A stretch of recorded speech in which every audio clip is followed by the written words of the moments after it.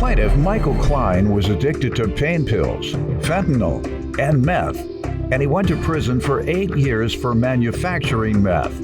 Michael has now been sober for nearly 11 years, and he's suing his former roommate for rent, a loan, and damaged property. Defendant Fernando Vargas says he went to rehab for his alcohol addiction, and that's where he met Michael. Fernando claims a month after moving in with Michael, he relapsed, and as a result, he became financially irresponsible. Start with you, sir. Well, for starters, Your Honor, I'd like to thank you for hearing the case. I've always admired your story.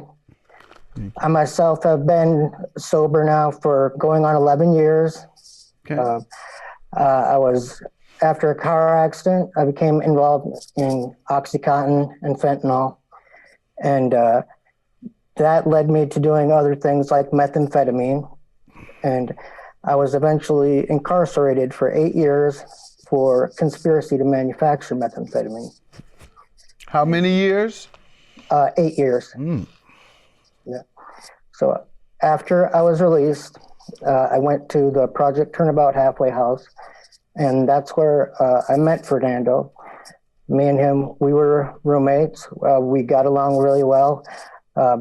He was going through a lot of the same things that I had gone through in the past. I'm quite a bit older than him, so I was like a mentor to him. We would stay up late at night, have conversations, and we just kind of got together and got along really well, where we decided, like, when we were going to get out, that we would get a place together. After a car accident, I became involved in Oxycontin and fentanyl, and that led me to doing other things like methamphetamine, and I was eventually incarcerated for 8 years for conspiracy to manufacture methamphetamine. Defendant Fernando Vargas is being sued by his former roommate, who admits that he was addicted to pain pills, fentanyl, and meth. So what happened after that? I got out a little bit before him. It was June 2018. He got out a couple weeks later, and the agreement was that he would pay $400 a month per rent. And during that time, he would pay sporadically for the most part. Things didn't go always that smooth for me. After I was out for a couple of months, I was on parole. I had a home visit where a random home visit where I received a violation for my parole for having, I had a decorative spear and mace hanging on the wall, which they determined they were dangerous weapons. So I was sent back to jail for 90 days. Wow. And that's kind of when the problem started to begin. How so? What happened? Well, as soon as I went back to jail, I went into jail, that's when he had stopped paying the rent, or because he no longer would have to give it to me. I would send, my sister would be the one to go pick it up. So it would be like, if one day he would say he'd have so much money for her, but if she didn't catch him on that day, if it was like a couple days later, he'd have quite a bit less.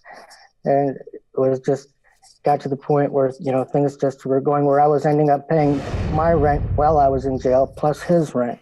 Okay. So from the point of like the June 2018 through August 2020, he still owes $2,165 in rent.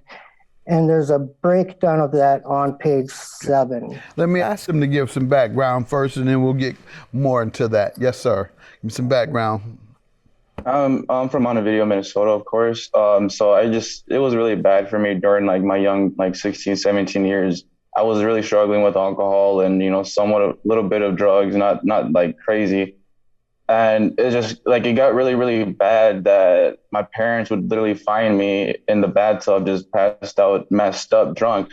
And I did not at all like that one bit. So less than a week later, I actually went into Project Turnabout 2, where Michael says where we met, and I did it on my own free will. It wasn't through no court, no nothing. I did it in my own free will because I really wanted to just, not have, like go down the path, or sorry, excuse me, just going to the bad path, So I decided to move in with Michael Klein right actually after we got out of treatment, or Project Turnabout, and so not too shortly after that, I moved in with him, and everything was going great. I was working, and time I know it, a